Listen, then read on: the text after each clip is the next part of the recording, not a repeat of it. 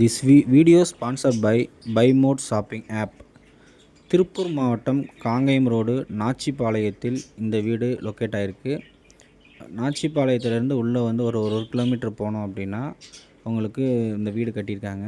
450 square ஃபீட்டில் ஒரு bedroom hall கிச்சனோடு இருக்குது. இந்த வீடு தனியாக போர் போட்டிருக்காங்க, தனி சர்வீஸ் இருக்குது, தொட்டி எல்லாமே அமைச்சிருக்காங்க.